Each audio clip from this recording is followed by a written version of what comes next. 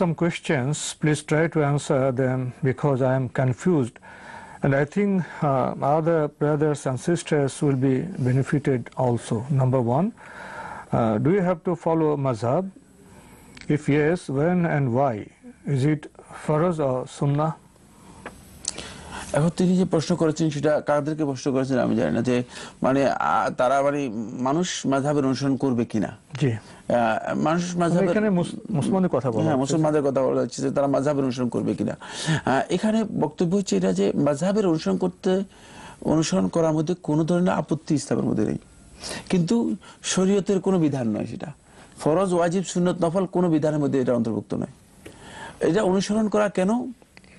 যদি কোনো ব্যক্তি দ্বীনের জ্ঞান লাভ করতে অক্ষম, দ্বীনের জ্ঞান তার কাছে নেই, তিনি পড়ালেখা করতে পারেন নাই, কোরআন হাদিস বুঝেন না, তাহলে তিনি একজন আলেমের ইজতিহাদের অনুসরণ করতে পারেন। ইজতিহাদের অনুসরণ করতে কোনো আপত্তি নেই, ইজতিহাদ অনুসরণ করা জায়েজ রয়েছে তার জন্য। এটি না জায়েজ কিছু, এটা হারাম কিছুই নয়। এই কারণে যে জাহান্নামী হয়ে যাবে, বাট এমন নয়। মানে এটা বাড়াবাড়ি যে মাযহাবের অনুসরণ করলে যে সে কাফের হয়ে যাবে বা মুশরিক হয়ে যাবে, এই ধরনের বক্তব্য দেওয়া উচিত নয়। এবং একদল ধারণা করে থাকেন যে মাযহাবের অনুসরণ করাটাই হচ্ছে মূলত কুফরি। না, এই ধরনের বক্তব্য মূলত বিভ্রান্তিকর, কারণ মাযহাবটা উলামায়ে কেরাম ইজতিহাদ করেছেন, এবং এই ইজতিহাদে যাদের কাছে কোরআন হাদিসের জ্ঞান নেই, যারা চলার পথে কোরআন এবং হাদিস অনুযায়ী চলতে চান কিন্তু তাদের পড়ালেখা নাই, তারা কোথায় যাবে? তারা অবশ্যই আলেমদেরকে জিজ্ঞেস করতে হবে, এবং একজন আলেমকে জিজ্ঞেস করলে সে আলেম হয়তো একটা মাযহাবের একটা বক্তব্য একটা ইমামের ইজতিহাদ অনুযায়ী বলবেন। চেষ্টা করেন কোরআন এবং সুন্নাহ অনুযায়ী কথা বলার। এরপরে যে কথাটুকু আমি বলবো সেটা হচ্ছে, এটাকে ফরজ ওয়াজিব সুন্নাত এটা বলার কোনো সুযোগ নেই। মানে সমস্যা হয়ে গেছে এখানে, এই যে একদল লোক এটাকে ফরজে মানে বাধ্যতামূলক করে নিয়েছে। এমনকি কিছু বই আছে, বইয়ের মধ্যে 130 ফরজ উল্লেখ করেছে, তার মধ্যে 4 মাযহাব 4 ফরজ, 4 মাযহাব 4 ফরজ, মানে 4টা মাযহাব, এটা 4টা ফরজ। কিভাবে এটা সম্ভব? এটা একটা মানে পৃথিবীর সবচেয়ে মহাল, অসম্ভব, ইম্পসিবল যে বস্তু আছে তার মধ্যে এটা একটা। সেটা হলো 4টা মাযহাবের 4টা বক্তব্য, এটা 4টাকে মেনে নিবে কিভাবে একসাথে, আর 4টাকে ফরজ নিজের উপর বাধ্যতামূলক করবে কিভাবে? এই কথাটুকু এত বিভ্রান্তিকর যে দুনিয়াতে এর চেয়ে বড় বিভ্রান্তিকর কথা নেই। কারণ পৃথিবীর এমন কোন ইম্পসিবল জিনিস নেই যেটা মানে এই পর্যায়ে আসতে পারে। মানে 4টাকে একসাথে কিভাবে মেনে নিবেন, 4টাকে একসাথে নিজের উপর ফরজ কিভাবে করবেন?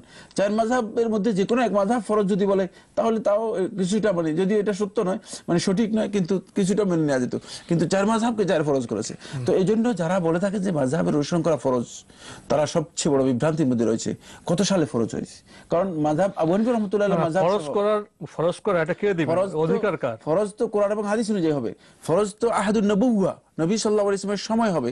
নবী সাল্লাল্লাহু আলাইহি ওয়াসাল্লামের সময় ছাড়া কোনো জিনিস ফরজ হয়নি। সুতরাং যদি কেউ মনে করে থাকেন যে 400 বছর নবী সাল্লাল্লাহু আলাইহি ওয়াসাল্লাম ইন্তেকালের 400 বছর পরে এর মাযহাব ফরজ হয়েছে, তাহলে তিনি সত্যিকার অর্থে ইসলামের মধ্যেই নতুন জিনিস এবং আবিষ্কার করলেন, এবং ইসলামের মধ্যে নতুন ফরজ আবিষ্কার করলেন, নতুন দ্বীন আবিষ্কার করলেন।